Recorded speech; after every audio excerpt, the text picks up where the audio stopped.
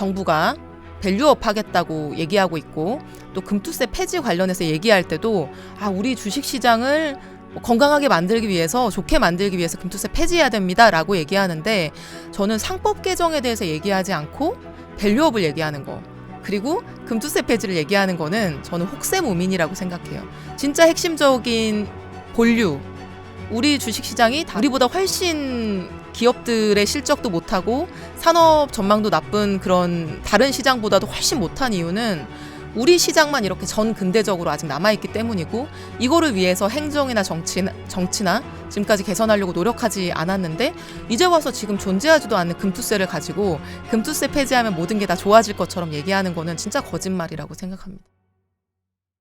도로 포장도 안 하고 통행세 받는 격이다. 여러분 많이 들은 말인가요? 민주당의 이소영 의원이 이 금투세 시행을 두고 지금은 금투세 시행을 강행할 때가 아니다라는 취지로 비유적으로 한 말인데요. 어쩌면 굉장히 여러분께 공감이 있는 그 비유가 아니었나 그런 생각이 듭니다.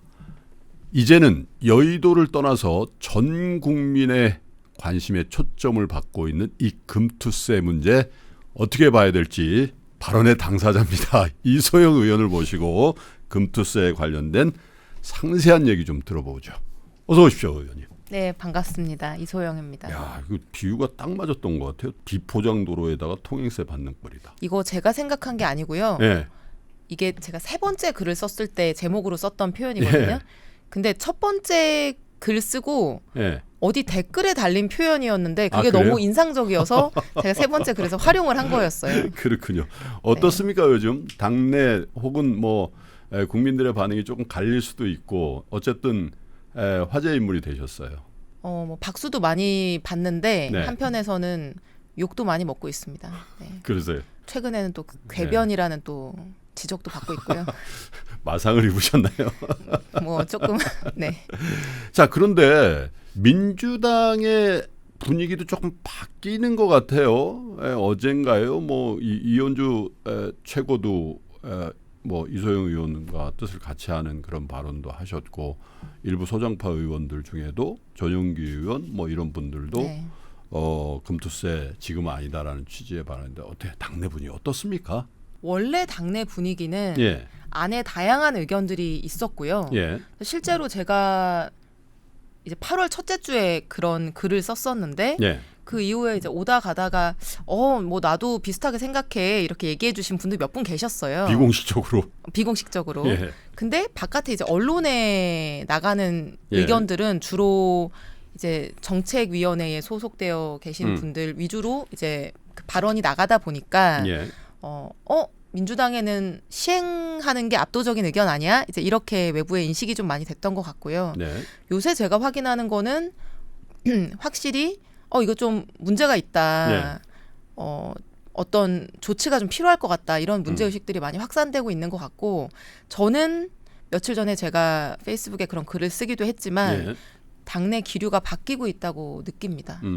나라에는 국론이 있고 네. 또 세간에는 여론이 있고 당에는 당론이라는 게 있잖아요. 네네. 지금 민주당의 당론은 강행입니까? 당론을 아직은 정하지 않았고요. 예. 이게 그 금투세는 이미 2020년에 통과된 법이고, 여야 합의로. 그렇죠. 그리고 그 법에 부칙에 2025년 1월 1일을 시행일로 하고 있기 때문에 예. 당론을 정하지 않으면 이제 그냥 시행이 되는 건 거죠. 그러니까 이거를 현재의 상태는, 기정의 상태는 시행인 거고요. 요걸 이제 바꾸려고 하면은 여러 가지 토론이 필요한 그런 상황인 거고. 그러니까 당론이라고 볼 수 있네요. 그냥 있으면 가는 거니까. 근데 이제 당론이라고 하는 건 그냥 엄밀하게 그 용어는 예. 이제 의원총회를 열어서 토론을 한 다음에 땅땅땅 이렇게 이제 결정을 하는 게 당론이거든요. 그 과정은 없었다. 네, 그래서 지금 시점에 이걸 유예할 거냐, 폐지할 거냐, 시행할 거냐에 대해서는 아직 네. 한 번도 토론이 이루어진 적이 없습니다. 공개적으로는.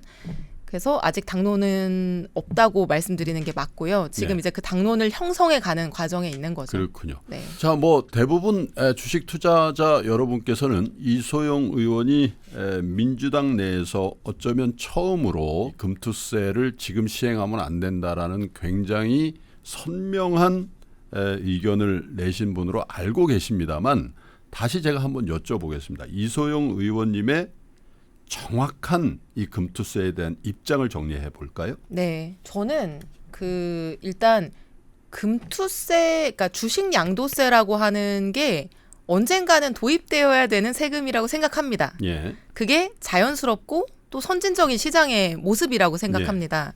그렇기 때문에 금투세는 절대 필요 없는 거야. 그건 악이야. 이렇게 생각하시는 일각의 폐지 주장하고는 좀 다른 거죠. 예. 이게 도입돼야 된다는 거는 인정하고요. 근데 지금 현재 시점은 조건이 충족되지 않았다고 생각을 합니다. 예. 그거는 뭐 제가 길게 설명드리지 않는다고 하더라도 예. 우리나라 주식시장이 지금은 굉장히 엉망인 상황이기 때문에 이런 것들을 좀 그러니까 이제 아스팔트 포장을 좀 하고 예. 통행세를 받아야 된다는 입장인 거고요. 근데 이제 그러면은 말하자면 정확히 말하면 유예 주장인 건데 예. 이거를 법 기술적으로 어떻게 할 거냐 하는 거를 이제 제가 지난 한 달 동안 좀 고민을 했었는데요. 예. 2년 전에는 그냥 부칙의 시행일을 2년 미뤘습니다. 그러니까 그냥 이제 정말 물리적으로 2년을 유예하는 유예 결정을 한 거죠. 근데 이제 이거를 그럼 어떻게 그러니까 내용은 아무것도 바뀌는 게 없이 유예만 한 거예요. 네, 유예만 한 네. 거죠. 근데 제가 이제 이거를 한 달 동안 글도 4번 쓰고 여러 가지 토론하고 하면서 고민하는 과정에서 이제 2가지 고민이 들었는데요. 첫 번째는 이거를 기간으로 정해서 유예하면 예컨대 1년을 유예한다, 2년을 유예한다. 그럼 그때는 이 전제 조건이 충족되어 있을까? 예. 그러니까 그때는 이걸 시행해도 지금보다 이런 수용성이 높을까? 이걸 장담할 수가 없잖아요. 그렇죠. 그래서 1년, 2년 하는 기간보다는 이번에 이런 사회적인 논쟁이 발생한 차제에 예. 우리가 좀 공감대와 합의를 만들어서 예컨대 어느 정도 시점이 되면은 우리가 다 같이 좀 네. 이거를 수용하고 시행하자, 이걸 도입하자 이런 좀 공감대를 도출하는 게 오히려 더 중요하겠다는 생각이 들었고요. 법 기술적으로는 예컨대 2년이든 3년이든 일단 유예를 해놓고 예. 그 사이에 도로 포장을 열심히 잘 하고 그래서 그 도로 포장의 효과로 굉장히 교통량도 많아지고 뭐 이제 그 속도도 빨라지고 이렇게 하면은 이제 그때 돼서 논의를 하자. 뭐 재논의를 해서 도입하는 것도 좋을 거라 생각하고 또 한 가지 문제의식은 뭐냐면은 제가 이 금투세 법에 대해서 이번에 좀 깊게 들여다보면서 애초에 도입 자체가 좀 이상하게 된 것 같다는 생각을 많이 하게 됐습니다. 이상하다? 이게 원래 문제의식은 이런 거잖아요. 예. 증권거래세가 있는데 증권거래세는 이익이 나든 손실이 나든 다 부과해서 매기는 돈이거든요. 네. 그러니까 말하자면은 정부가 하우스를 차려놓고 자리세 받는 거랑 똑같은 거예요. 맞아요. 예. 그래서 비난도 많았어요, 네. 사실은. 야, 이거 IMF 때 정리매매 하는데도 완전 휴지 조각돼서 정리매매 하는데도 그 고리를 뜯어가더라. 뭐 이런 얘기도 있었거든요. 네. 그래서 사실은 원래 이제 거래세는 좋은 세금이 아닌 거거든요. 그냥 거래의 세금을 매기는 거니까. 그렇죠. 그래서 이 거래의 세금을 매기지 말고 이익의 세금을 매기자라고 하는 게 이제 거래세를 없애고 그러니까 그 양도세를 도입하자라고 하는 애초의 논의였던 거예요. 예. 저는 그 로직은 괜찮은 로직이라고 생각을 합니다. 그리고 주식 투자자분들에게 거래세를 선택할 거냐, 양도세를 선택할 거냐. 거래세는 단점, 아까 손실이 나도 부과되는 단점이 있는 반면에 외국인이든 기관이든 모두가 이제 내는 세금이라는 장점이 또 있는 거고요. 양도세는 또 이제 장단점이 있는 거죠.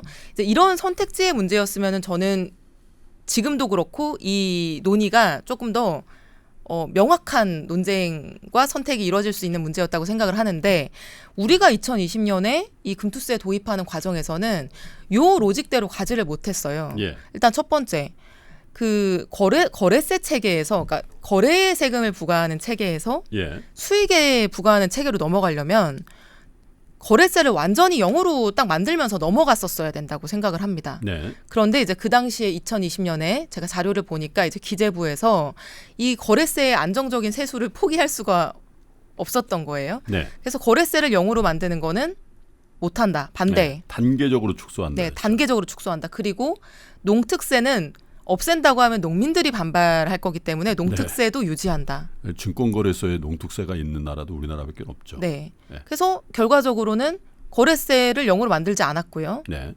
그리고 이제 이 주식 양도세 같은 경우에도 사실 5천만 원 이상 수익 본 사람한테만 양도세를 부과할 이유도 사실 없는 거죠. 미국 같은 경우에는 연 250만 원 정도만 그냥 이제 비용으로 공제해주고 그 이상에 대해서는 맞습니다. 세금을 내는 거 아니겠습니까? 그런 보편과세가 어떻게 보면 더 체계적으로는 맞는 체계죠. 네. 근데 그냥 이 거래세를 0으로 만들지 않다 보니까 그러면 양도세도 양보해서 5천만 원. 이게 좀 이상한 구조가 아닌가 생각이 일종의 타협이 된 거군요. 들어요. 네. 그래서 이게 2년이든 뭐 3년이든 유예를 해서 시행을 하고 도입을 한다라고 했을 때는 아예 이 구조가 맞느냐. 이게 조금 더 체계 정합적으로 새로운 구조를 짤 필요는 없느냐라는 네. 논의까지 좀 같이 이루어졌으면 하는 생각이 있고요. 그런 측면에서는 그냥 부칙에다가 시행일을 뭐 2년 미루는 방식보다는 뭐 지금 계류되어 있는 법안은 일단 폐기하고 이번에 사회적 공감대를 만든 그 시점에 네. 다시 재도입 논의를 하면서 네. 조금 더 좋은 체계로 도입을 하면 어떨까라는 생각을 가지고 있고 그러니까 이게 제 정확한 굳이 비유를 하자면 지금 제출돼 있고 지금 시행을 앞두고 있는 그 법안의 리모델링 정도로는 안 되고 아까 비포장도로라는 말씀도 하셨고 우리나라 자본시장 주식시장의 엉망이라는 표현을 하셨다면 엉망. 네. 그러니까 이게 싹 포장된 것도 아니고 대충 자갈길도 아니고 울퉁불퉁 요철도 있고 막 난리라는 거잖아요. 이 엉망이라는 표현을 하시는 가장 진짜 문제가 되고 있는 거 뭘로 보세요? 이 자본시장, 주식시장의 엉망인 상태를 만든 가장 큰 원인들? 일단 전 근대적인 시장이라고 생각을 합니다.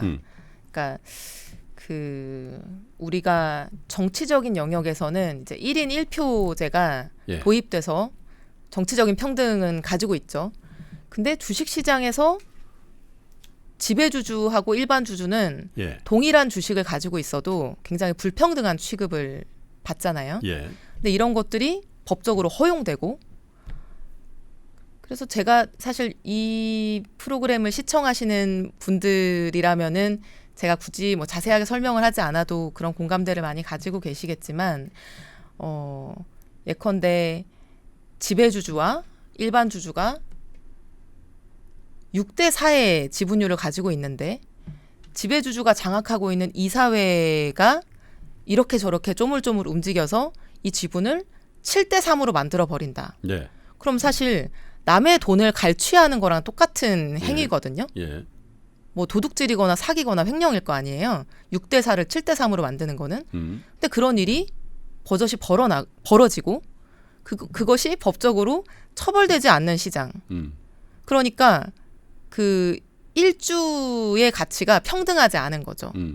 지배주주와 일반 주주는 약간 신분제처럼 신분의 차등이 있는 겁니다. 네. 우리나라 주식시장에서. 예. 이런 불공정 그리고 불확실성 이런 것들이 저는 소위 말하는 코리아 디스카운트의 본질적인 원인이라고 생각을 하고요.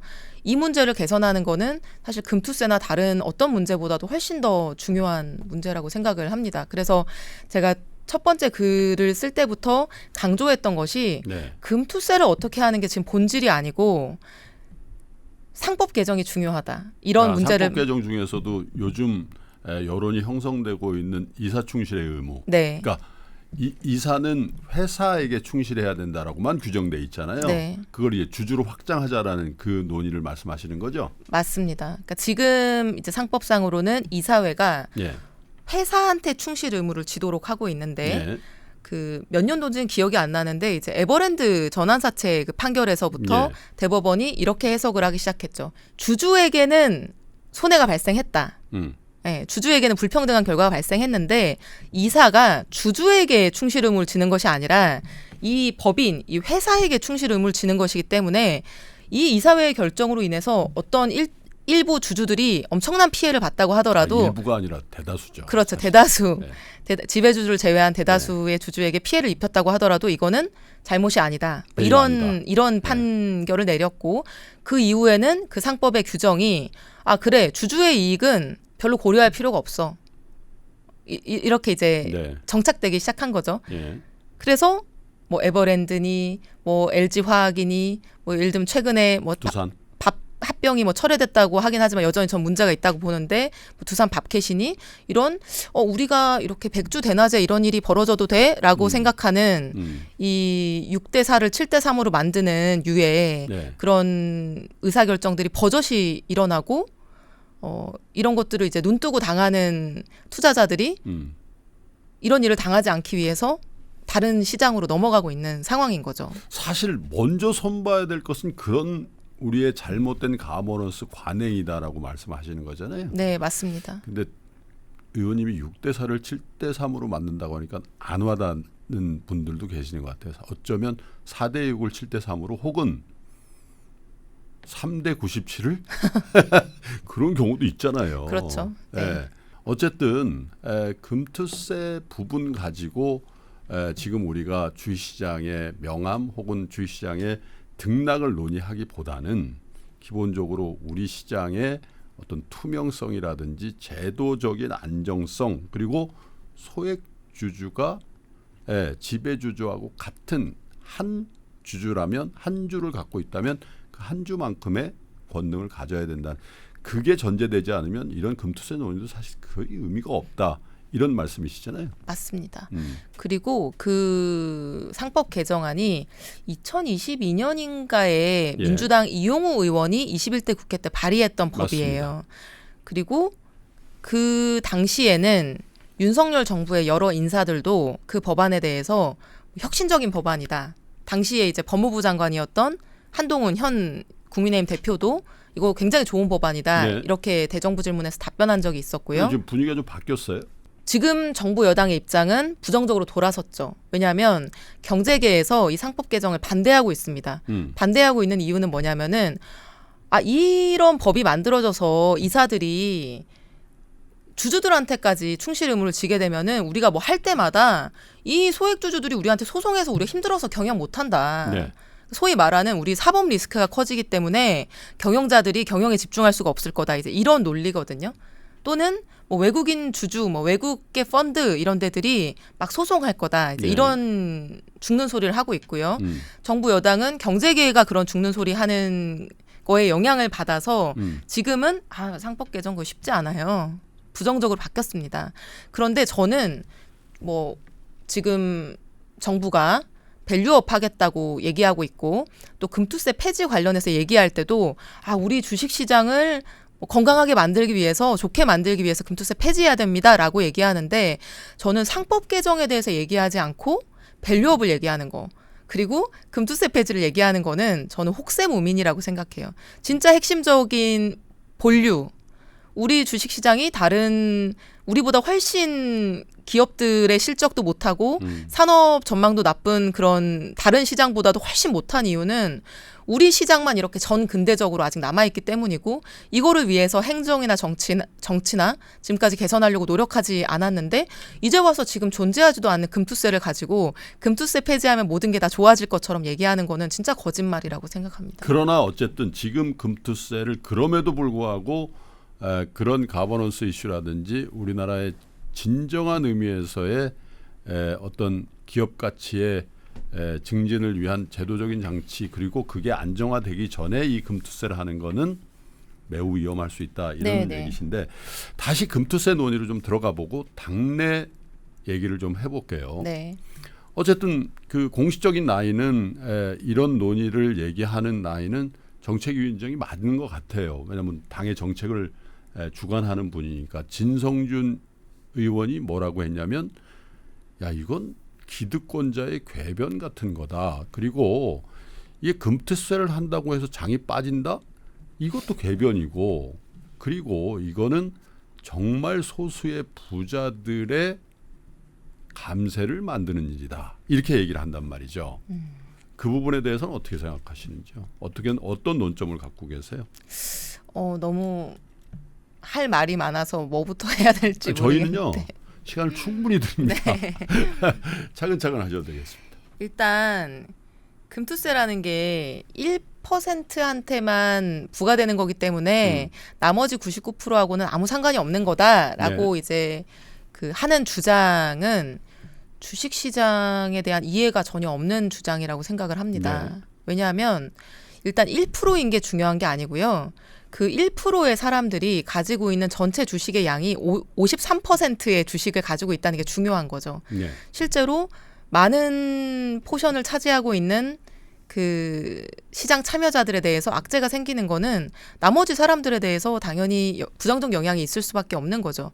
왜냐하면 주식 시장이라고 하는 게 그 분빌수록 파이가 커지는 시장이잖아요. 네. 이런 비유가 적절할진 모르겠는데 지금 급조한 비유인데요. 대형 쇼핑몰이 있으면 네. 그 주변에 상권이 생기죠.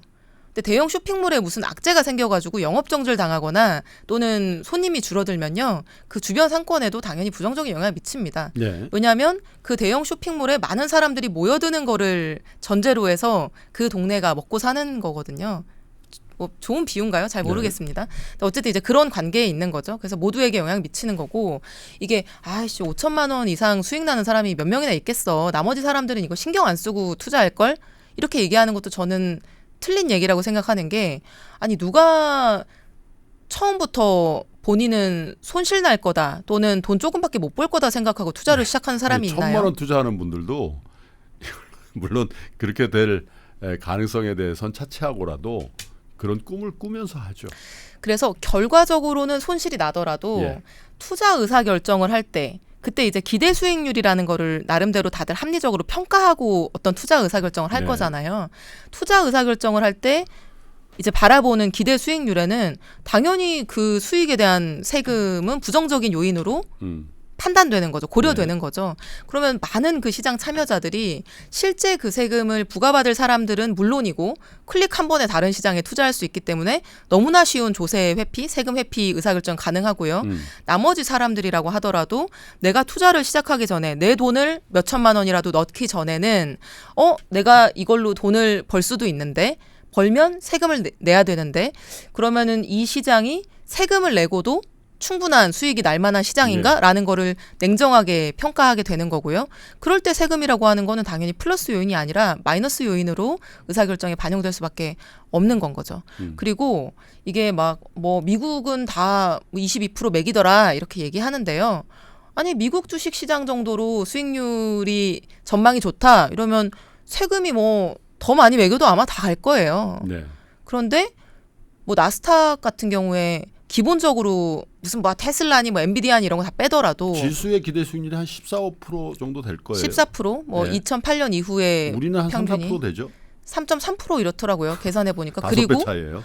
그리고 뭐 미국이야 그런 빅테크 기업들이 뭐 잘하고 있어서 그렇다고 치더라도 유럽 시장은 뭐 인공지능이나 반도체나 뭐 이런 게 있는 시장도 없죠. 아닌데 7, 8% 정도 나잖아요. 그러면은 아니 우리나라는 자동차도 이렇게 좋고 반도체도 좋고 뭐 요새 뭐 K뷰티 뭐 온갖 것들이 되게 실적이 좋은 기업들이 많은데도 불구하고 왜 미국 시장하고 비교할 것도 없이 왜 이렇게 그런 게 없는 시장들보다도 낫냐라고 하면 이제 아까 많은 원인들이 있는 건데 네. 이런 원인들을 개선하지 않고 3.3%짜리 시장에 세금을 도입하면서 이거 세금 도입해도 다 돈 벌 사람들은 벌 거야라고 얘기하는 게 되게 무지한 주장이라고 생각을 합니다. 그러니까 이런 여론이 있어요. 주식을 안 해본 분들이 그냥 그 예를 들면 이럴 것이다라고 가정을 해놓고서 뭔가 하다 보니까 그런 일단 이 어떻게 보면 개념 정의의 그 틀에 맞춰서 법안을 만들고 시행하려다 보니까 이런 결과가 나오는 거 아니야. 이런 여론도 있는데 우리 이소영 의원님은 주식 투자를 좀 해보셨습니까?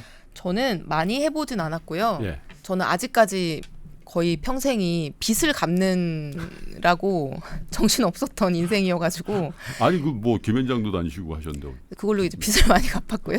근데 이제 주식 투자를 해본 적은 있죠. 예. 그러니까 제가 이제 원래 기후 에너지 분야에서 활동하던 맞아요. 사람이에요. 예. 그래서 그 5년 전 총선에 나올 때도 기후 에너지 분야 영입 인재로 들어왔었고요. 그래서 전기차가 지금보다 훨씬 더 별로일 때 속도도 안 나고 막 아무도 안 사는 그냥 사치품일 때부터 내연기관차 시대를 빨리 종식하고 전기차로 넘어가야 된다라는 이제 그런 확신이 있었고 태양광이 지금보다 훨씬 더 효율이 나쁠 때부터 우리 빨리 석탄 화력 발전소를 없애고 태양광으로 넘어가야 돼. 이제 그게 저의 인생의 가치관이었기 때문에 그 오래 전에 그러니까 제가 로펌 변호사였을 당시에 돈도 없는데 이제 막 빚도 갚아야 되는데 월급을 받으면 그냥 정치인한테 후원금 보내는 그런 약간 응원의 마음으로 실적도 좋지 않은 전기차 기업하고 태양광 기업들에 네. 꾸준히 투자를 했었어요. 그냥 그 기업들이 이 나의 장기 투자에 힘을 얻어서 열심히 했으면 좋겠다 이런 마음으로. 네. 근데 결과적으로는 그 이후에 전기차나 태양광이 점점 좋아지면서 대박 나셨겠네요. 대박까지는 아니고 이제 뭐 그 종잣돈이 얼마 안 됐기 때문에 소박 정도가 뭐 났죠. 네. 그래서 주식 투자를 해 보니 실제로 이 금투세를 지금 시행할 때가 아니다라는 그런 생각을 더 확실히 하셨다는 얘기로 들립니다. 그러니까 뭐 기본적으로 이 자기 돈을 주식시장에 넣어서 투자하는 사람들이 어떨 때 사고 어떨 때 파는지 어떨 때 수익이 나는지 뭐 이런 것들에 대한 기본적인 뭐 지식은 있는 거죠. 제가 이제 해봤으니까. 근데 사실 국회의원이 되고 나서부터는 아예 그런 투자 활동을 할 수가 없거든요. 네. 왜냐면 실제 못하게 하는 게 맞아요. 왜냐하면 이해상충이 발생할 수 있잖아요. 제가 A라는 기업의 주식을 가지고 있는데 저는 많은 정보를 가지고 있고 법을 만들 수 있는 사람이니까 네. 내 자산을 증식하기 위해서 이런 이해상충 행위를 할 수 있는 거니까 못하는 게 맞는데 근데 그러다 보니까 국회의원들이 어제 코스피가 내렸는지 올랐는지 요새 주식시장이 좋은지 나쁜지 전혀 관심이 없어요. 아는 사람이 없는 거예요. 근데 저는 이거는 되게 문제라고 생각하거든요. 그러니까 주식시장이 잘 되고 못 되고는 우리나라 경제에 너무 많은 부분하고 밀접하게 연결되어 그렇죠. 있어요. 예컨대 부동산 시장하고도 관련돼 있고요. 네. 뭐 환율하고도 관련돼 있고요. 왜냐하면 우리 뭐 주식시장 투자 안 하고 해외 주식 투자하기 시작하면 환율에 영향이 생기니까. 그리고 우리 국민연금이 15% 정도를 지금 주식 우리 국내 시장에 넣고 그럼요. 있기 때문에 국민연금 고갈, 재정 고갈하고도 연관이 있고 그래서 이걸 알아야 되는데 그 국민들은 막 매일같이 아침에 일어나면은 올랐는지 내렸는지부터 확인하고 있는 오늘날에 국회의원들은 아무도 그거 확인을 안 하기 때문에 저는 예를 들면 지금과 같이 좀 국회가 바라보는 거랑 그런 주식 투자자들이 바라보는 거랑 이 괴리가 생긴다고 생각하거든요. 그래서 그런 여론도 있어요. 이 국회의원뿐만 아니라 공직자들 대부분 집을 다 갖고 있다고요. 그리고 뭐 다 그런 건 아니지만 굉장히 프라임 지역에 집을 하나씩 갖고 있거나 혹은 더 갖고 있으니까 부동산에 관련된 세제 법 이런 건 굉장히 관용적인데 주식은 백지신탁해야 되고 뭐 못하게 하니까 이 자본시장에 대한 법, 제도 이런 거는 무관심할 뿐더러 그 무관심이 사실은 우호적이지 않은 태도를 만든다 이런 지적도 있어요. 사실. 그 지적도 저는 뭐 일리가 있는 지적이라고 생각하고요. 그래서 그 최근에 어떤 분이 저한테 그런 얘기 하더라고요. 의원들 예. 월급을 예. 세비를 10%씩 무조건 강제로 원천 징수해가지고 네. 국내 지수에 투자하도록 만드는 게 어떠냐. 그건 우리나라의 경제를 반영하는 거니까. 네, 그러면 예. 이해상충도 발생하지 않고 그러니까요. 매일 올랐는지 내렸는지를 다들 보게 되지 않겠냐. 뭐 네, 이런 공부도 되고. 얘기도 누가 하시더라고요. 다시 금투세로 좀 돌아가서 네, 조세정의를 얘기하는 분이 있어요. 네, 네. 소득이 있는데 왜 과세를 안 합니까? 그리고 네. 그 부분에 예외를 두면 조세정의가 구현되지 않는다. 그래서 해야 됩니다. 예외 없이 네. 이 논점은 어떻게 보세요? 저는 조세정의도 중요한 부분이라고 생각합니다. 네. 뭐 다른 소득에 대해서는 세금을 내고 있으니까 왜 이것만 유독 안 내냐 이런 지적을 하는 것도 일리가 있는 지적이라고 생각을 해요. 네. 근데 사실 소득 있는 곳에 과세 있다라고 하는 거는 원칙이긴 하지만 예외가 진짜 많은 원칙이거든요. 예를 들면요? 예를 들면 제가 자주 사용하는 예시인데 부동산으로 돈 버는 거에는 비과세가 되게 많아요. 물론 부동산이라는 게 이제 1주택인 경우에는 내가 살고 있는 거주하고 있는 집일 가능성이 높기 네. 때문에 이제 배려가 있는 건데 1주택은 매매가 기준으로 12억까지는 얼마 수익을 받았어도 양도세 내지 않거든요. 네. 그러니까 예를 들면 4억에 사서 12억에 팔면 8억의 수익이 나잖아요. 양도세 내지 않 엄청난 수익인데. 그죠. 사실. 8억을 네. 얻어도 이제 세금을 내지 않습니다. 그리고 근로소득은 뭐 당연히 이제 그건 이제 기초생활을 위한 면세 구간이 있는 거고 꼭 그런 사례가 아니라고 하더라도 이제 국회가 법을 만들면서 어떤 거는 억제하고 싶은 게 있다. 그럼 세금을 올리죠. 네. 예컨대 주세나 뭐 담배나 뭐 이런 것들 억제하기 위해 세금을 올립니다. 근데 반대로 막 장려하고 촉진하려고 하는 거는 세금을 깎아줍니다. 어떤 재생에너지 투자라거나 뭐 반도체 투자라거나 이런 것들은 대기업이 하는 건데도 막 세금 깎아주거든요. 너나 할 것 그렇죠. 없이. 그러니까 세금이라고 하는 거는 꼭 소득이 있는 거에 뭐 꼭 과세 있도록 한다거나 부자한테 꼭 더 세금을 많이 부과한다거나 이런 원칙이 항상 관철되진 않아요. 정책적인 고려를 해서 결정하는 거죠. 근데 우리나라 이제 한국 주식시장을 놓고 본다면은 소득 있으면 세금 부과하는 거는 뭐 일리 있는 생각이에요. 근데 우리 한국 주식시장이라고 하는 데가 너무 저평가되어 있고 엉망이고 낙후되어 있다 보니까 네. 사회 전반에 지금 악영향을 미치고 있거든요. 예를 들면 주식 투자에서는 돈을 벌기가 어려우니까 뭐 청년들이 불확실성이 훨씬 큰 코인 시장으로 막 넘어간다거나 또는 부동산 시장으로 막 넘어가서 영끌해서 막 몰빵을 한다거나 네. 그래서 부동산 가격이 막 올라가고 또 국민연금도 지금 수익이 우리나라 주식시장이 조금만 올라서 수익이 1%만 높아져도 네. 고가를 조금 더 늦출 수 있고 이제 이런 상관관계가 있는 건데 그게 안 되니까 연금 개혁 가지고 뭐 백날 싸우게 되는 거고 그리고 해외 투자를 더 많이 하게 되고 그런 거죠. 그래서 이런 이제 주식시장의 문제점으로 인한 저평가로 인한 사회적인 문제들이 많이 발생하고 있기 때문에 네. 이 주식시장을 좀 부양하고 활성화시키고 많은 사람들이 좀 부동산이나 이런 데 투자하지 않고 여기에 투자하게 하기 위해서 세금의 혜택을 준다라고 하는 거는 저는 네. 정책적인 정당성이 있는 거라고 봐요. 정당성이 있다라고 하면 그럴 때는 조세정의 원칙이 양보하거나 후퇴할 수 있는 거죠. 그렇기 때문에 마치 이게 금과 옥조고 이 원칙을 지키지 않으면은 뭐 무슨 이념적으로 잘못된 거고 이렇게 공격하는 건 좀 부당하다고 생각합니다. 그러고 보니까 부동산에 관련된 세제는 물론 그게 1주택 우리의 삶의 터전이니까 이런저러한 요건을 달아서 비과세를 해주는 거를 뭐라고 할 바는 아닙니다만은 그러나 이 주식이라는 게 개인 차원의 투기가 아니라 이게 산업 자본화되는 거거든요. 그렇죠. 그래서 우리나라의 국부가 늘어나는 효과가 분명히 있기 때문에 이게 투기와는 다른 굉장히 건전한 투자다. 그리고 그것을 활성화한 나라일수록 자본시장의 건전성 그리고 경쟁력을 가지게 되고 그게 국가의 경쟁력으로 이렇게 연결되는 걸 너무 많이 보고 있기 때문에 이 부동산 이 세제와 견주어서도 굉장히 시사점이 있는 말을 하신 것 같은데. 맞아요. 그리고 주식시장이 만약에 탄탄하고 좋으면 예컨대 미국의 401k 같은 연금 같은 경우에 연금 부자가 많다고 하잖아요.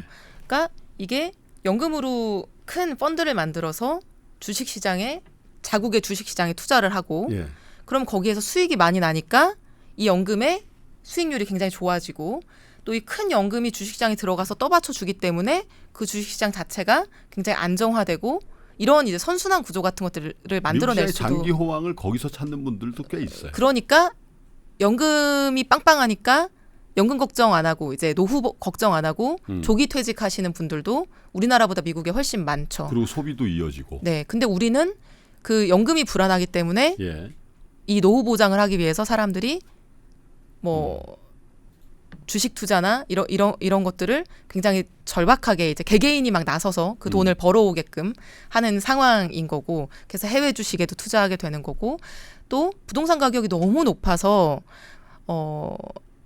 근로소득만 모아가지고는 부동산을 사기가 어렵다 보니까 이 자산 마련 최소한의 거주할 자산을 마련하기 위해서라도 그 징검다리로 주식 투자에 나설 수밖에 없고 이제 이런 구조가 되는 거잖아요. 그래서 저는 대한민국 주식 시장을 조금 더 세제 혜택을 주고 조금 더 인센티브를 줘서라도 많은 사람들이 참여하게 하고 좀 다른 유럽이나 미국 같은 주식 시장처럼 건강하게 성장하게 하는 게 우리 모든 국민들의 행복에 기여하는 바다 이렇게 생각해요. 사실 나라마다 성장의 궤적이 좀 다를 수 있잖아요. 우리는 사실 수출, 제조 뭐 이런 걸로 사실 국부를 키웠고 그 덕에 어쩌면 선진국이 됐을 수도 있으나 거의 대부분의 선진국은 제조 수출에 의존하지 않고 서비스와 금융 이런 거에 이제 비중이 늘려질 텐데 그래서 한 걸음 더 나가서 그러면 아예 야 금투세 폐지뿐만 아니라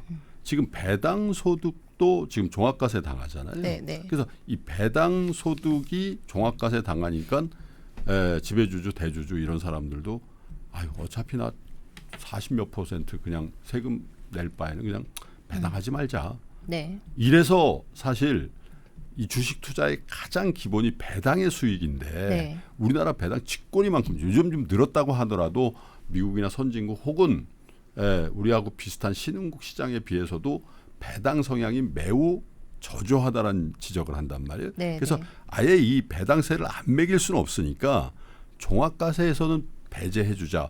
이 논의도 여당 일각에서 나온단 말이죠. 네, 네. 이 부분은 어떻게 보세요?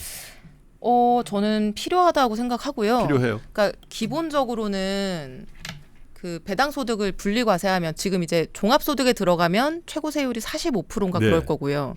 이거를 분리 과세하게 되면은 금투로 넣든 분리 과세하든 하게 되면 20%대로 떨어지니까 이제 그 의사결정 권한을 가진 지배주주 입장에서는 지금까지는 배당이 재미가 없어서 뭐 배당을 하느니 뭐 이상한 계열사 만들어서 부당 지원하고 뭐 이런 방식으로 자산 형성을 하거나 그렇죠. 이런 요인이 컸잖아요. 비상장기에 일감 몰아주게 하고. 네. 근데 만약에 뭐 배당에 대한 세금이 적어져서 그 배당이 재밌어진다라고 하면 배당 유인이 커질 거고 그러면 배당이 커지면 그 지배주주도 혜택을 보겠지만 그거보다 더 압도적인 이제 다수의 주식 참여자들이 다 배당으로 인한 네. 그 수익을 얻게 되겠죠. 그리고 그 주주 환원 그 배당이 커지면 커질수록 그 시장의 기대 수익률이 높아지니까 우리 시장 밸류업이 되는 거죠. 네. 그래서 기본적으로는 그 배당을 촉진하고 배당의 유인을 만들기 위한 배당 소득에 대한 세제 개편 필요하다고 생각을 하고요. 예. 근데 제가 이거를 구체적으로 조금 고민하다 보니까 예. 고민 지점이 몇 가지 생기는데요. 이게 상장 회사랑 비상장 회사, 그러니까 일반 그냥 모든 주식 회사가 있잖아요. 근데 이 배당 소득 분리 과세를 너무 범위를 넓히면요. 네. 그냥 개인 사업자들도 다 법인을 껴서 배당을 통해서 해버리면은 그렇죠. 세금이 너무 그리고 이제 세원이 완전 또 고갈되는 네, 그런 효과가 있으니까. 그런 이제 큰 구멍이 생기기 때문에 일단은 상장 회사 정도를 범위로 해서 배당 소득 분리 과세를 하는 거는 자유스럽게 입출이 가능한 투자 수단으로서의 상장 회사가 의미가 있으니까 네, 네. 그렇게 해보자. 네, 그게 일단은 좋은 범위일 것 같고 최근 정부 이제 밸류업 정책 내용에 보니까 네. 상장회사 전체 배당 소득에 대해서 분리과세 하자는 취지는 아니고 음. 배당을 기존보다 더 활성화시킨 회사, 인센티브를 주자는 거죠. 예, 뭐 증분에 대해서 배당 소득에 대해서도 혜택을 주고 이 배당을 실시한 회사한테도 법인세 혜택을 주고 뭐 이제 이런 내용들이 밸류업에 들어가 있더라고요. 근데 그것도 이제 문제 의식은 이거랑 같은 결이니까 공감할 수 있는데 이게 증분에 대해서만 그런 조치를 취하게 되면은 이 배당을 하는 이사회, 그러니까 기업 입장에서는 이번에 너무 뭐 돈이 많이 남아서 배당 많이 할 수 있는데도 이번에 많이 해버리면 나중에 이 증분 혜택을 받기가 어려워지잖아요. 네. 그러니까 그러면 이번에 요만큼만 올리자. 음. 그리고 그 다음에 요만큼 올리자. 요런 오히려 배당을 더 할 수 있는데도 제약 조건으로 작용할 수 있을 것 같더라고요. 네. 그래서 그거는 조금 단점이 있어 보이고요. 그래서 배당 소득에 대해서 좀 혜택을 주는 거는 지금 이제 우리 주식시장 밸류업을 생각하면 조금 더 그냥 증분에 한정하기보다는 조금 더 폭넓게 이거 해도 되지 않을까라는 생각하고 그러니까 있습니다. 어떤 나라의 성장 전략을 정하면 다소의 부작용이 있더라도 그쪽으로 가는 게 필요하다. 그래서 상장 주식에 대한 배당의 분리과세는 찬성한다 이렇게 정리하시면 되겠네요. 맞습니다. 네. 상속증여세는 어떻게 보세요? 너무 고율의 세금을 내다 보니까 주가가 낮아야지, 시가총액이 낮아야지 상속증여를 할 때 편하다. 그래서 네. 오히려 대주주들이 주가를 누르는 우픈 현실이 네. 만들어지고 있는 게 대한민국 현실이다. 네. 이런 지적 꽤 많잖아요. 그렇죠. 이 부분은 어떻게 보세요? 그 경우에도 이제 지배주주와 일반 주주의 이해관계가 충돌하는데 네. 지배주주가 자기 그 상속세를 걱정해서 주가를 누르는 이런 행태들을 못하게 할 수 있는 일단 상법 개정이 필요하다는 걸 전제로 해두고요. 네. 그런 현상이 있는 거는 사실이기 때문에 뭐 상증세를 완화하면 그런 현상이 덜 발생할 수 있을 거다라고 하는 거는 뭐 논리적으로는 그럴 수 있다고 생각을 합니다.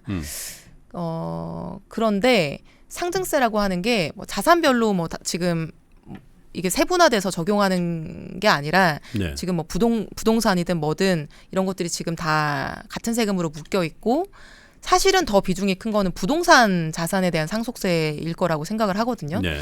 그래서 이거를 그 이유를 해소하기 위해서 전체 상속세를 완화하거나 개편하는 거는 조금 문제와 해법이 좀 안 맞는 게 아닌가 생각이 들고 오히려 이제 가업 승계나 이런 이거를 승계해서 상속해서 경영을 더 잘하려고 하는 그런 경우에 상속세 부담을 네. 낮춰주는 예. 방식의 접근이 더 좋은 접근이 아닐까 생각을 합니다. 그럼에도 불구하고 먼저 해야 될 것은 상법 개정을 비롯한 지배주주와 일반 주주의 차별을 먼저 없앤 다음에 논의할 수는 있다 이렇게 보시는 거네요. 그러니까 뭐 이거를 꼭 순서가 정해져 있는 건 아닌데요. 지금 이제 방금 아까 말씀하신 그런 사례들 같은 경우에도 네.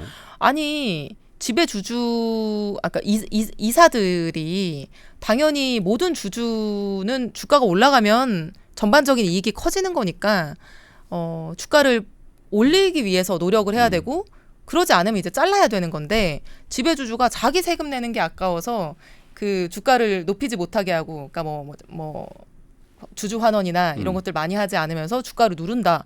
이거 자체가 얼마나 비윤리적인 거예요. 그러니까 그런 상황을 상정하고 우리가 상증세를 얘기해야 된다는 것 자체가 되게 부당한 거죠. 그렇죠. 그러니까 이런 것들은 당연히 그런 의사결정을 앞으로는 하지 못하게 이 사회가 그런 장난을 치지 못하게 하는 게 일단 기본인데 네. 어쨌든 현재 발생하고 있는 상황들은 예컨대 뭐 가업승계나 이런 것들에 대한 상속세 완화를 통해서 좀 부분적으로 완화해 주는 거는 의미가 있을 수는 있겠다 생각됩니다. 주식 투자 인구가 굉장히 많이 늘었어요. 그래서 네. 뭐 추산컨대 한 1,400만 명 네. 그리고 예전에는 한 5, 600만 명 할 때는 대부분 저 같은 아저씨들의 전유물이었다고 할 수도 있었거든요. 그런데 지금은 남녀노소 할 것도 또 청년 세대들은 뭐 금액이 작다 하더라도 네. 굉장히 투자의 열의를 갖고 있잖아요. 네. 그러나 안 하는 분들도 있거든요. 네. 근데 그분들 주장은 뭐냐면 야 우리가 해가 갈수록 근로소득세 그러니까 내 노동에서 나오는 소득으로 국가재정 그러니까 세금을 책임지는 그 비율은 계속 올라간다. 네. 네. 근데 이게 자본 소득에 대해서는 왜 이렇게 네. 계속해서 감세를 해줘야 되냐라고 불만을 얘기하는 분들도 있습니다. 네. 그 부분은 어떻게? 노동에 대해서 네. 우리가 더 존중하고 더 장려하고 혜택을 주는 거는 되게 중요한 가치라고 생각을 하는데요. 이거를 노동하고 자본을 오늘날에 있어서 너무 이렇게 분리해서 볼 필요는 없다고 생각합니다. 그러니까 예를 들면 무슨 얘기냐면은, 그러니까 그 근로소득으로 돈을 버는 사람하고 자본을 투자해서 돈을 버는 사람하고요. 꼭 왜 이 사람은 세금을 내는데 이 사람은 세금을 내지 않아?라고 지금 이제 비교를 하는 주장들이 있는 거잖아요. 네. 근데 실제로는 대부분의 경우에 이 사람이 이 근로소득을 가지고 자본 투자를 합니다. 그걸 자본으로 해서요. 왜냐하면 아까 말씀드린 것처럼 우리는 노후를 보장해줄 안정적인 연금이 없고요. 그리고 근로소득만 모아가지고는 내 집 마련을 할 수가 없기 때문에 네. 결국에는 이걸 가지고 투자 행위를 할 수밖에 없는 거예요. 많은 사람들이. 그래서 결국에는 근로소득을 모아서 무언가 투자를 해서 노후 대비를 하거나 자산 형성을 하거든요.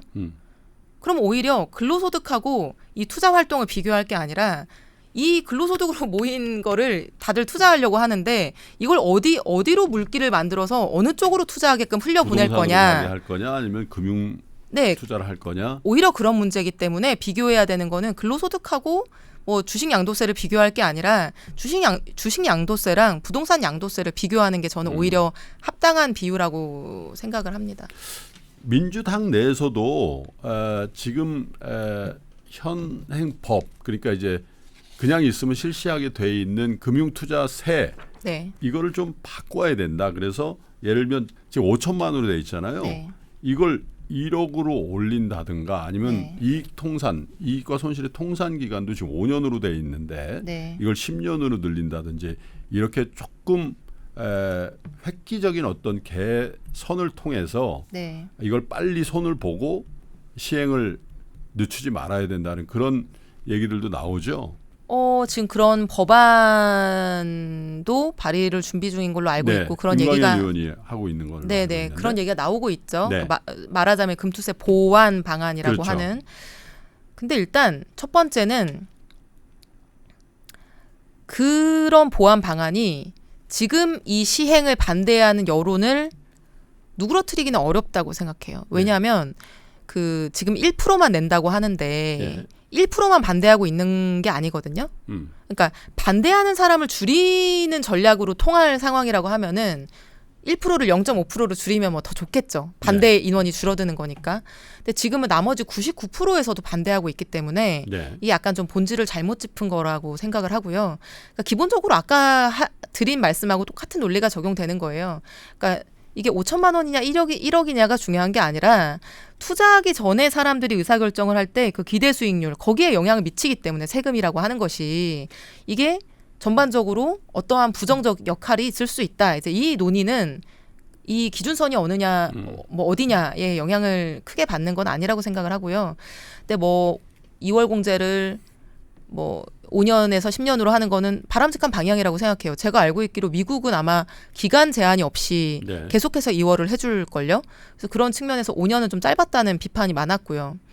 뭐 5천만 원보다는 1억이 그 영향은 덜할 수 있는데 저는 오히려 시장을 잘 정비해 놓고 5천만 원 이렇게 해서 막 부유세처럼 부자 과세 하지 말고 조금 더 그냥 다른 시장처럼 일반적인 보편 과세로 도입하는 게 더 정상적이고 선진적인 방법 아닌가. 시켜놓고 나서 일반 과세를 하자. 그런 말씀이시네요. 네, 뭐 4,900만 원 번 사람에 대해서 굳이 비과세 해줄 필요는 또 없잖아요. 우리 시장이 기대 수익률이 좋아진다, 매력적이고 건강한 시장이 된다라고 하면은 다 같이 그 수익에 대해서 저는 흔쾌히 세금 낼 수 있다고 생각합니다. 그러면 이게 이 법안을 그 이소영 의원께서 말씀하시는 것처럼 폐기하고 상당 기간 유예해놓고서 다시 할 때 증권거래소는 어떻게 해요? 이거 스케줄대로 가야 돼요? 아니면 다시 복원해야 돼요? 지금 그러니까 금투세를 시행을 할 거면 증권거래세를 0으로 만드는 게 맞고요.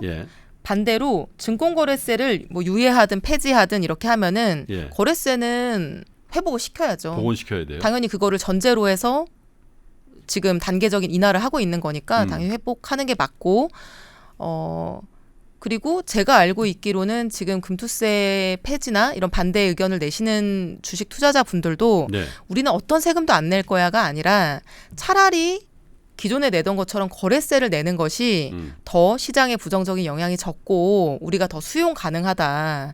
뭐 그리고 단타 매매나 이런 단기 투자 같은 것들에 더 불이익을 줄 수 있기 때문에 장기 투자를 유도할 수 있지 않겠냐라는 논리를 많이 말씀하시는 걸로 알고 있어요.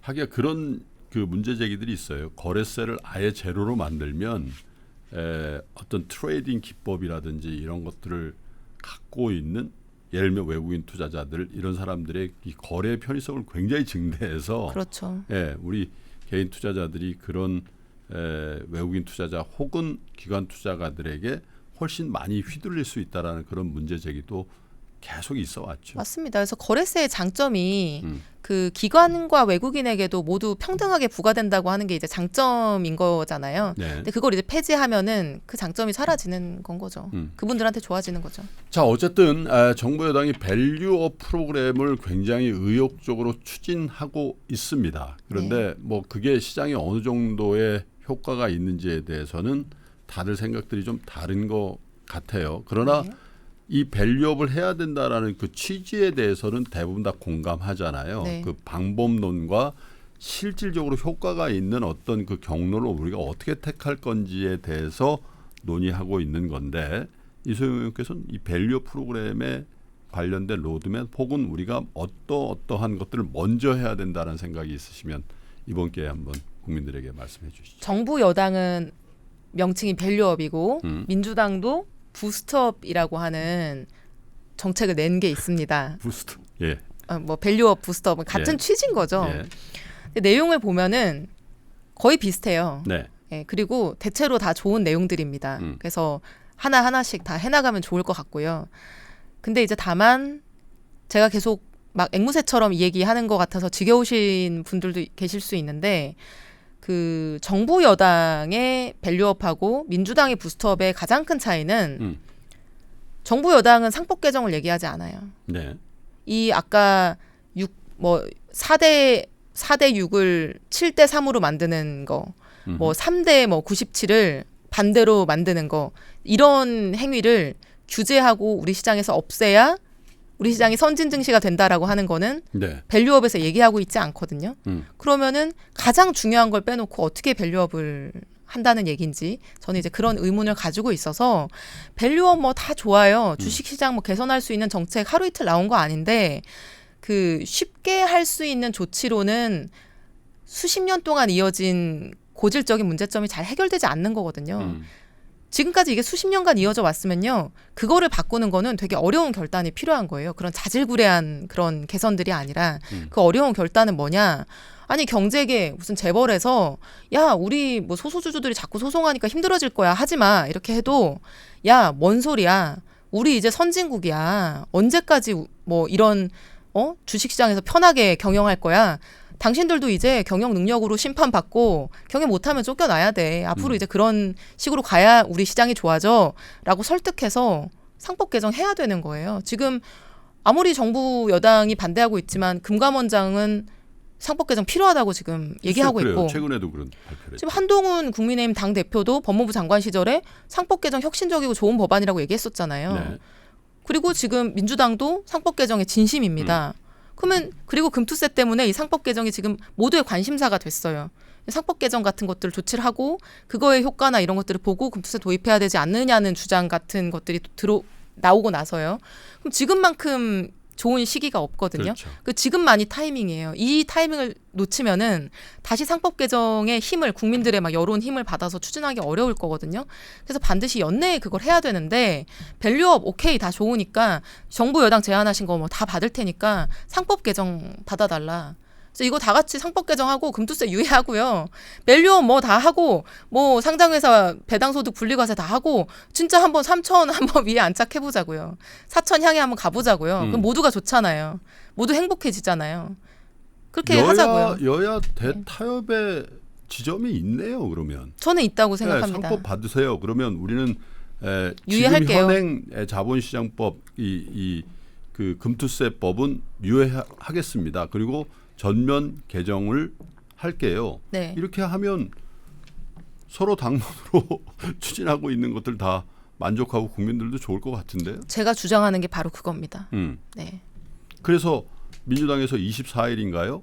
토론회를 하신다면서요? 네. 이 금투세를 가지고. 네. 이소영 의원은 안 계시던데. 저는 참여를 안 합니다. 왜 안 하세요? 안 하시는 거예요? 못 하시는 거예요? 둘 다인데요. 네. 일단 이제 제가 줄기차게 주장해 왔던 거는 그러니까 의원들도 쟁점을 모르시는 분들이 많아요. 네. 아까 말씀드린 것처럼 주식시장에 대한 이해도가 다들 이렇게 높지 않은 분들이 많기 때문에 그래서 막 금투세 폐지하면 세수가 줄어드는 거 아니야? 이렇게 얘기하시는 분들도 있단 말이에요. 그 사실이 아닌데 네. 오히려 세수가 지금 이제 금투세 도입으로 인해서 거래세가 줄어드니까 세수가 더 줄어드는 건데도 그런 기본적인 내용도 아직까지 공유가 안 돼 있어요. 왜냐? 이거를 정책의총이나 의원총회를 통해서 한 번도 설명한 적이 없거든요. 네. 의원들한테. 그래서 그런 수기 토론을 하자고 제가 제안을 했던 거고요. 네. 근데 지금 이제 당 정책위가 준비하고 있는 거는 생중계되는 공개 토론이죠. 막 2대2 뭐 이렇게 해서 배틀처럼 2대2로. 그러니까 당내 의원들이 모여서 하는데 네. 찬반의 입장을 가지고 공개 토론하는 거예요.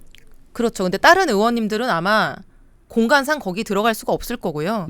그냥 이제 예를 들면 100분 토론 하듯이 그런 토론 공간에서 2대2로 토론을 하는 겁니다. 네. 근데 저는 그게 제가 생각하는 좋은 수기 토론인지는 잘 모르겠고요. 그런 것들은 그냥 100분 토론 MBC에서 할 수 있는 일이라고 생각해요. 3프로 TV에 여기 불러서 할 수 있는 일이라고 생각하고 오히려 저는 수기 토론 필요한 것 같아요. 그냥 그런 TV에 보여지는 게 아니라 우리 내부적으로 정말 다양한 의견들 들어보고 모르는 사람들한테 설명해주고 그렇게 해서 의견을 모아가는 과정. 그 두 번째는 어쨌든 그럼에도 불구하고 공개 토론한다고 해서 이제 저는 참석 의사를 밝혔었고요. 그리고 빨리 해야 된다. 24일에 첫 토론을 한다는 거는 저는 말이 안 된다. 이걸 너무 늦게 논의를 시작하는 거는 계속해서 주식시장의 불확실성과 이제 사람들의 불안감을 조성하고 있기 때문에 네. 시행이든 유예든 빨리 결론을 내야 되는 거 아니냐라고 네. 이제 주장을 해왔었는데 네. 뭐 하필이면 제가 뭐 여러 가지 참석이 어려운 시점으로 날짜가 결정이 돼서 뭐 제가 모르는 상태에서 그게 발표가 됐고 뭐 그런 상황입니다. 그래서 굳이 저는 그 공개 토론이 아주 중요한 의미를 가지지 않는다고 생각할 뿐만 아니라 그 시점 1차 첫 토론, 당내의 첫 논의가 늦어지는 것에 대한 저는 유감도 있고요. 그러네요. 어쨌든 연말까지 그거 결론 안 내면 어쨌든 법적으로는 시행이잖아요. 그렇죠. 네. 가만히 있으면 시행입니다. 가만히 있으면 네, 시행이죠. 네.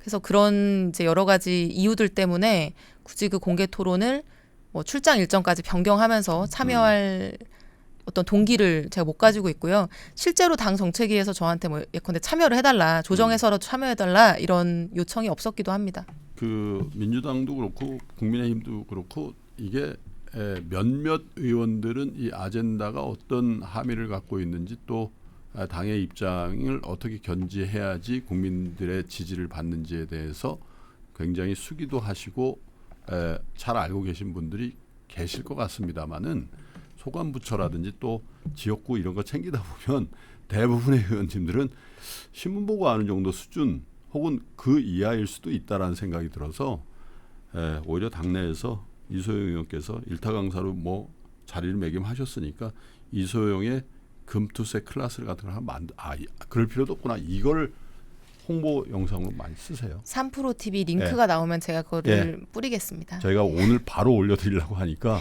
이거 좀 뿌리셔서 이해가 있어야 사실 방법도 논의를 하고 토론도 할 수 있는 거니까요. 그렇게 좀 해주셨으면 좋을 것 같고. 그런데 또 걱정은 이 문제가 우리 투자자들을 볼모로 해서 정치 쟁점화되고 정치 이슈화돼서 오히려 투자자들의 관점에서 우리를 너무 휘둘리는 거 아닌가? 정말 진정성 있게 우리를 위하는 건가? 이런 생각을 하시는 분들도 꽤 있어요. 그래서 네. 국민들에게 이 법안에 대한 굉장히 선명한 생각을 가장 먼저 말씀해 주신 의원의 입장에서 네. 국민들에게 마지막으로 한 말씀 부탁드리죠. 주식시장에 참여하고 있는 우리 국민들 또 투자자들께 제가 드리고 싶은 말씀은 저는 이번에 이 금투세라고 하는 거를 기화로 해서 이렇게 화를 많이 내시는 이유가 이런 거라고 생각해요. 야, 너네 정치가 지금까지 우리 주식시장을 위해서 해준 게 뭐가 있어. 아무것도 지금까지 이 시장을 좋게 만들려고 노력한 거는 쥐뿔도 없으면서 왜 갑자기 세금만 도입하겠다고 하는 거야? 라고 하는 분노라고 생각을 하거든요. 그래서 지금까지 국회가 정부가 그러니까 행정과 정치가 대한민국 주식시장을 건강하고 건전하게 만드는 일에 열정을 다하지 못했고 무관심했고 한 게 없다는 거를 인정합니다. 그래서 그 부분을 굉장히 죄송스럽게 생각을 하고요. 그래서 지금이라도 그 노력을 다해 보려고 합니다. 그래서 여러분 금투세 폐지에만 너무 관심을 가지시기보다는 이걸 기회로 해서 우리 정치인들이 더 주식시장에 관심을 많이 가지고 이걸 본질적으로 좋은 시장으로 바꿔나갈 수 있는 그런 행동들에 나서게끔 많이 요청해 주시고 여러분들께서도 그런 부분에 더 집중해 주셨으면 좋겠다 이런 말씀을 드립니다. 네, 감사합니다. 당연한 얘기를 다시 드리겠습니다마는 주식 투자는 도박장에서 하는 투기나 카지노에 가서 요행을 바라는 그런 행위가 아닙니다, 여러분.